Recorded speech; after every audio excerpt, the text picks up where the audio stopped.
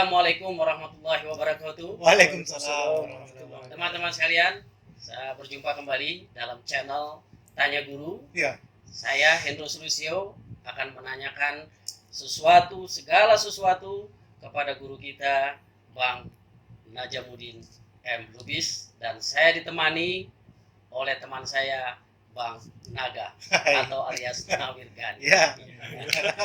Apa kabar, Ustaz? Alhamdulillah. Baik, alhamdulillah. Nah, pada kesempatan kali ini kita nih berdua, Ya. ya, tentu juga semua yang penggemar channel kita, gitu, ingin mendengar nih satu nasihat dari Bang Naja ini, Bang Ustadz ya, kita panggilnya Bang Ustadz Naja, sesuatu yang mungkin menjadi bekal buat kita. Apa Ustadz kira-kira yang mau kita bahas hari ini? Ya.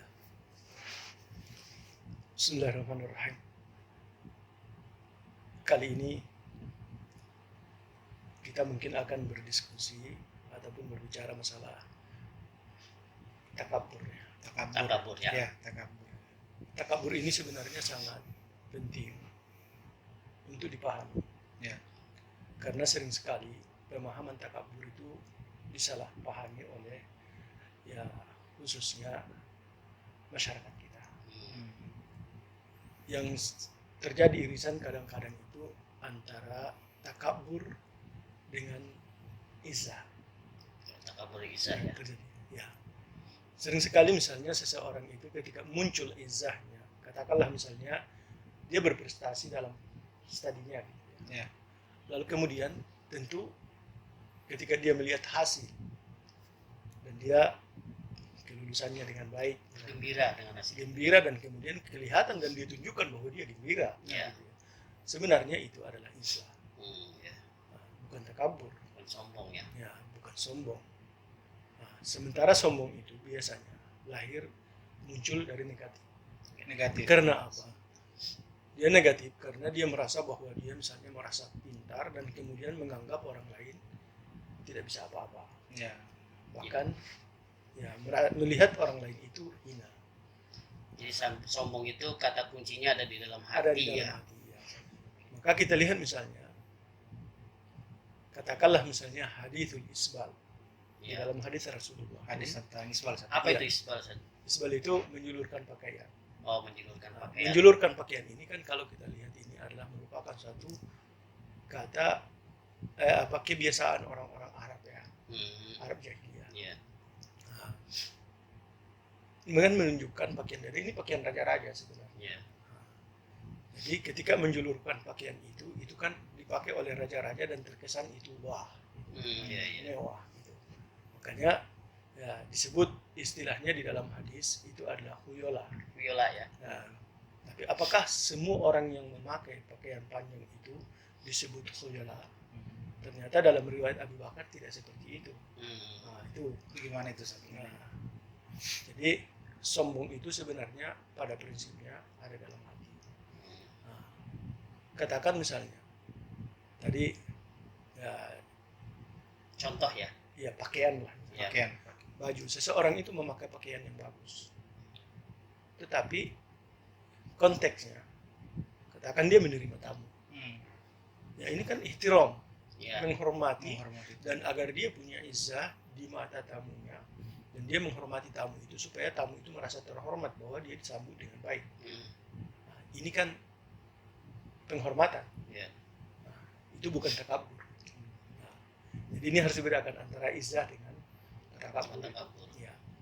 Ini sering terjadi. Sama misalnya kalau kita lihat di kampus-kampus di awal-awal ini ya aktivis Islam lah. Gitu ya. Ya, kalau kita lihat macam-macam aktivis Islam ini kan ada misalnya dia aktivis dan kemudian ya penampilannya biasa-biasa aja, tetapi ada aktivis itu kadang-kadang dia menonjol dan menunjukkan keislamannya dengan sangat luar biasa. Ya. Sebagian orang menganggap ini sombong banget itu orang itu, berlagu banget gitu ya, dan itu dianggap sombong. Padahal di sisi lain orang ini tadinya dia merasa bahwa dia sudah merasa baik dan dia ingin tunjukkan kepada orang bahwa begini loh saya seorang muslim. saya seorang muslim gitu. Nah, ini izza, Bisa. tidak bisa dikatakan takabur. Nah, seperti itu. Maka kita lihat misalnya salah satu hadis Rasulullah Shallallahu Alaihi Wasallam dalam riwayat Imam Muslim dari Abi Hurairah radhiyallahu anhu, an Abdullah bin Mas'ud, an Nabi Sallallahu Alaihi Wasallam qala la yadkhulul jannata man kana fi qalbihi mithqala dzarratin min kibr. Seseorang tidak masuk surga kalau ada di dalam hatinya mithqala dzarratin min kibr. Mithqala dzarrah itu sebenarnya itu enggak ada sebenarnya timbangannya, saking halusnya, Oh, saking kecilnya. saking kecilnya. Sederhananya begini. Kalau misalnya kita duduk kita coba kita letakkan tangan kita ke tanah. Iya. Iya, Setelah itu kita lihat masih ada debu kan? iya, Halus kan? halus. Ya kira-kira seperti itulah mithqala. Waduh, kecil sekali ya. Kecil sekali ya, sebenarnya hampir tidak dilihat. Iya, iya, iya. Ya, seperti itulah, halusnya seperti itu. Nah, itu yang digambarkan oleh para ulama hadis, mencontohkan dalam sarah-sarahnya. Kemudian mengatakan di dalam hadis itu tadi, qala rajul, seorang laki-laki itu menyangka, mengatakan innar rajula yuhibbu ayyakuna thawbahu hasanan wa na'luhu hasanan, ya, bahwa ada orang dia menginginkan bahwa pakaiannya itu bagus, sendalnya bagus. Ya. Kan begitu. Ya. Jadi sampaikan kepada Rasulullah. Qala innallaha jamilun yuhibbul jamal. Sesungguhnya Allah itu cantik dan menginginkan dan mencintai yang cantik-cantik. Iya. Ya. Al-kibru batrul haq. Bahwa sesungguhnya kesombongan itu sebenarnya anti dari al-haq. Lawan dari al-haq. Mogam tindas. Menghinakan orang lain. Ya.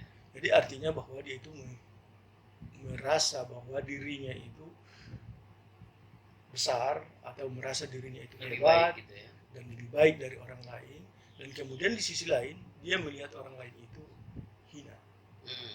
Nah, itu gambarannya. Maka itu yang dimaksud dengan apa? Al-kibir. Oh gitu. Nah, Sombongan. bukan karena dia berpakaian cantik, bukan karena dia berpakaian kelihatan mewah, atau misalnya karena mobil bagus, atau karena rumah besar, Yeah. gitu ya. Bukan itu kesombongan, Di hati Ustaz. tapi itu ada di hati. Nah, jadi kira-kira begini, ketika misalnya ada seseorang menyampaikan sebuah kebenaran kepada kita, lalu kemudian kita menyangkalnya dengan rasa sombong. Ya. Kamu siapa mau mengajari gua gitu lah. Oh, iya, iya. Nah, itu kesombongan. Sombong. Sombong. Dan yang kayak begitu la yadkhulul jannah. Nah, sini dijelaskan la yadkhulul jannah man kana fi qalbihi Baik. mithqala dzarrah. Nah, itu Tidak masuk surga. kalau kita lihat dari hadis ini.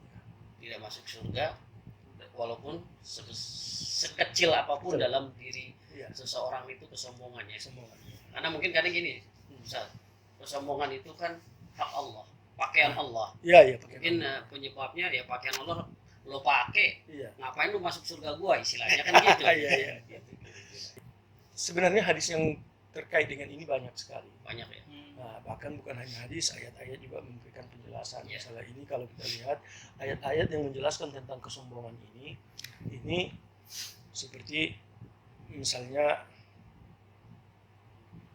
la tamshi fil ardi maraha. Ini kan istilahnya jangan berjalan di muka bumi ini dengan Maroha. maraha, dengan artinya dengan menunjukkan Ini ya, gue nih, aku ini wah, gue ini gitu kayak jagoan aja ini gitu ya. mobil gue nih, Iya. ini kendaraan gue nih, Iya. gitu, ini pakaian gue ini, gitu ya kadang-kadang.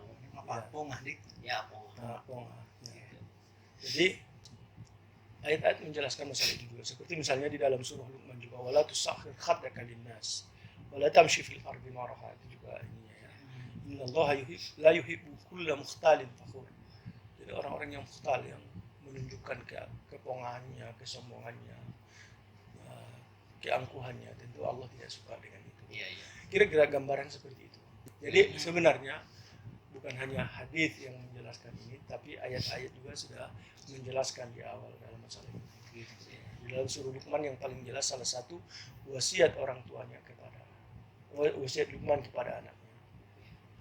Kalau di dalam hadis maupun di dalam Quran, Ustaz, ada nggak penjelasan yang menjelaskan tentang apa saja sih yang membuat orang itu menjadi sombong gitu? Iya, iya. Jadi penyebab orang jadi Iya. sombong gitu ya. jadi memang begini. Ya. Yang membuat orang jadi sombong itu kalau kita lihat, coba kita lihat misalnya di dalam salah satu surah fa'am ma'adun, ini salah satu contoh dalam Iya. ayatnya fa'am ma'adun Surat fastakbaru fil ardi dalam surah Fussilat. Fusilat ya. Ya. Fastakbaru fil ardi bighairil haq wa qalu man asyaddu minna quwwa. Kalau kita lihat di sini sebenarnya mereka merasa bahwa mereka punya kekuatan. Sama lah misalnya, ada orang kadang-kadang memaknai kekayaan tidak mengerti bagaimana seharusnya menggunakan Iya. kekayaan. Tapi kekayaan itu dijadikan menjadi kesombongan. Kecerdasan juga seperti itu. Ketika misalnya dia cerdas, lalu kemudian justru kecerdasan dia itu dia tunjukkan dengan kesombongan. Nah, sama misalnya dengan orang punya ilmu. Orang-orang berilmu juga bukan sedikit yang jatuh. Maka kita lihat misalnya Imam Ibnu Qayyim menulis satu buku apa Talbis Iblis. Kalau sebenarnya kalau kita baca buku itu adalah pesan-pesan kepada tokoh-tokoh Islam, kepada ulama Islam, orang-orang aktivis Islam. Ya. Karena apa? Karena mereka juga syarat dengan fitnah, takabur, Jebakan ya. guru. Iya. Ya, itu yang terjadi pada mereka. Maka kalau kita lihat dari ayat ini tadi, salah satu yang menyebabkan itu diantaranya adalah merasa kuat. Dan mereka satu komunitas di sini Iya, kan iya. kaum Ad Iya. dan merasa kuat. Siapa yang pernah mengalahkan mereka? Dan mereka merasa sehingga mereka tidak khawatir dengan mereka, dengan kondisi mereka, dan merasa kuat dan tidak Ya. tidak berpikir bahwa mereka juga bisa dikalahkan. Sehingga lupa bahwa siapa yang memberikan kekuatan itu. Iya. Itu yang menyebabkan mereka Merasa superior. merasa mungkin. superior. Ya. Kadang-kadang jebakan mereka saja, jebakan orang sukses, Ya. jebakan orang soleh Nah, gitu ya. Kadang-kadang orang soleh merasa dirinya paling soleh, paling Iya. bersih. Ya. Nah itu ada takabur di situ ya. Ya di situ dia ini Ada takabur dan justru kesolehannya tidak mengantar dia kepada kebaikan. kebaikan, kepada surga ya. Itu Jadinya yang membuat dia masuk ke dalam neraka. Ya. Iya, iya, iya. Terus gimana lagi, Bang?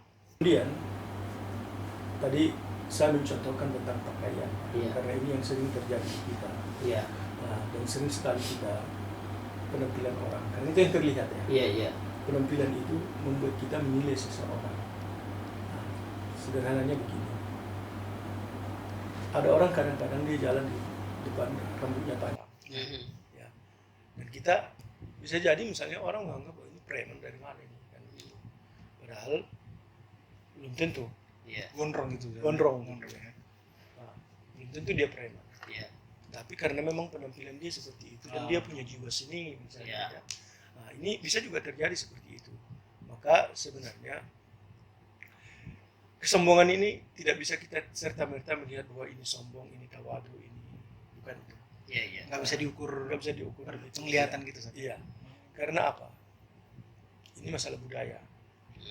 Nah, budaya kita ini kadang-kadang ada seseorang datang dari satu daerah, lalu kemudian masuk kepada daerah lain yang budayanya berbeda. Iya.